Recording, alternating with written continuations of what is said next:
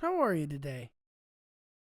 Oh, that's great to hear. I've definitely had a busy week, but I'm doing the best I can, which is all you can ask, right?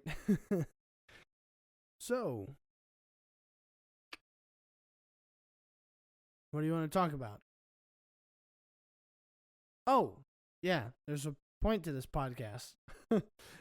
Wouldn't it be funny if I recorded an episode that was oh, you just want me to get on with it? All right. Just play the intro. Play the intro. Just play the intro.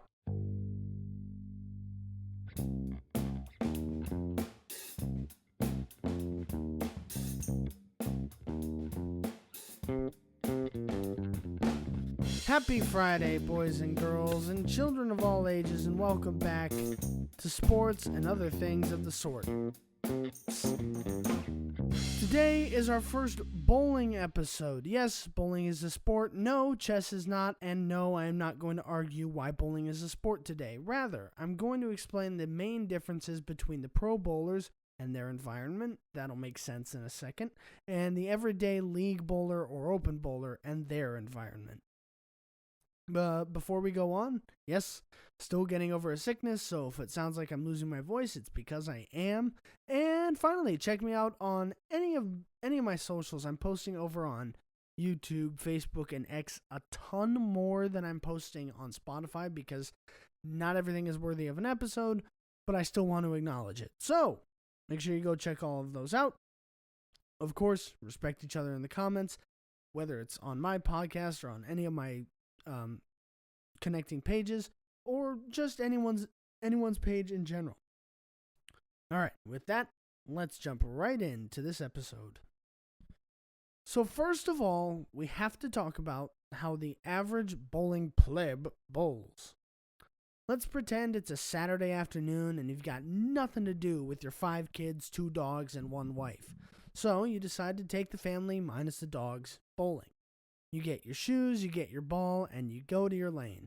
The games start, and you're having the time of your life. You're throwing the ball 20 miles an hour right down the middle or a little off to the side, but you aren't striking. It doesn't affect your mood because it's not like you're playing for money or anything, but you do ponder, why can't I get a strike? Well, I'm here to answer that for you. The thing people don't understand about bowling is that it's not necessarily the speed that generates the actual power. What do I mean by that? Well, I mean that the power to strike comes from, first of all, where you're hitting, but also the rotations your ball gets.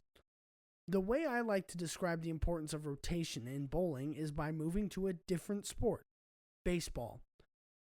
There are some pitchers that throw what's called a knuckleball. For those who don't know, a knuckleball is a pitch that requires the pitcher to use their knuckles and basically push the ball rather than flick it. A successful knuckleball shouldn't have a clear-cut path. It shouldn't really be spinning, and it kind of falls victim to whatever the wind tells it to do, basically. It's going to be moving all over the place before it gets to the plate in no particular path, like I said. That's the same with a bowling ball that doesn't have spin. However, a bowling ball does all its moving after coming into contact with the pins. When a ball with no spin hits a pin, it doesn't keep rolling in the direction it was thrown. It normally just glances off the pin and entirely changes direction. Now going back to baseball, when a pitcher throws a curveball, in which the pitcher utilizes finger placement and wrist placement to throw the ball towards home plate, the curveball has a much more distinct path that moves in a controlled manner. The same can be said for bowling, again talking about after the ball actually hits the pins.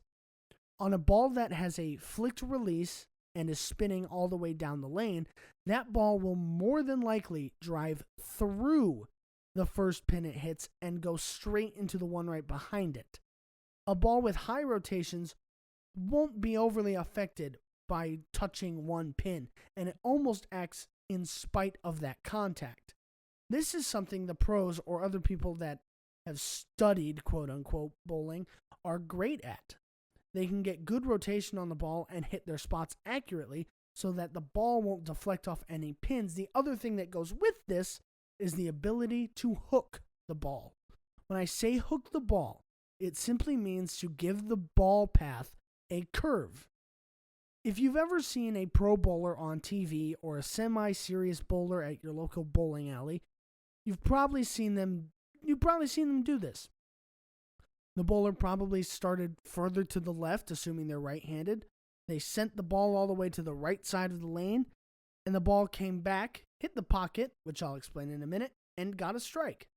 You probably saw that and immediately went over to try and do that with varying degrees of failure. Either your ball went way too far to the right and right in the gutter, or it just didn't hook at all. Whatever it may be. Part of that is because of the lack of studying you've done and the ball. See, a bowler has their ball drilled to fit their hand, but also has those finger holes drilled in a certain spot to get a certain effect out of the core of a bowling ball. To put it as simply as I can, the core of a bowling ball distributes the weight of the ball unevenly so that when thrown correctly, it basically topples over itself, which allows it to hook. Some bowling balls are drilled so that the ball hooks a ton, some are drilled so that it doesn't move too much, and so on and so forth. So now going back to my story, then after these failed attempts to hook the lane, you have this ego-driven moment of judgment. Well, why do I even need to try and hook the ball? I could just throw it straight, right? Well, the reason you won't see many bowlers do that is because of math and science. The ideal spot that you need to hit to consistently strike is 3 degrees to the right or left of the head pin, depending on what your dominant hand is. That spot in the pins is known as the pocket. Now, the ball has to actually enter at that angle. I'll explain this as if I'm a right-handed bowler. When I throw the ball, assuming the ball actually enters at that perfect 3-degree angle, the ball should send the 1 pin, which is the head pin, right down the line into the 2, 4, and 7. The 3 pin should be sent into the 6 and 10. And the ball should hit the 5 pin and then perfectly split the 8 and 9. That is how you get a strike by the book. Hooking the ball creates that angled path into the pins. If I just threw it straight, just off to the right of the 1 pin, the ball would push through and take out the 3 and 9, possibly get some other pins, but ultimately, it most likely will not strike because the ball did not enter at that angle. Can you get lucky and strike even if you don't hit that pocket perfect every time? Absolutely. However, you are 1,000 times more likely to strike when you create that angle rather than bowling it straight at that mark per se. However, it's time to move on to the biggest thing that separates the pros from everybody else. That's the oil pattern. If you've ever watched a professional bowling event, you've probably seen a bowler roll their ball, and as it's rolling, the ball starts getting these lines on it. That is lane oil. That is what makes bowling a much more difficult and grueling sport than you would realize. The purpose of lane oil is to give the ball something to lay on so that the ball doesn't just spin into the gutter the second it touches the lane. The everyday bowling center has what's known as a house shot. A house shot is what the house, or the bowling alley, puts on the lanes to make people get higher scores. Well, how does this work? Well, they put a bunch of oil in the center, and that same volume gets put down on the same boards a long way down the lane. That way, if someone comes in and throws it down the middle, the oil stops the ball from catching any friction, which stops it from hooking. That makes the ball hit the center of the pins or close to the center of the pins and not go all the way to the gutter. On the edges, it's the exact opposite. There is barely any oil, so that if someone sends it a little too far to the edge, the ball has a better chance of hooking back to the pocket. This leads to higher scores, happier customers, and more money because of returning customers. That's why houses lay out those easy house patterns. Now, a pro bowler is not treated that well. Their oil is normally a much shorter length, and depending on the event, that length changes.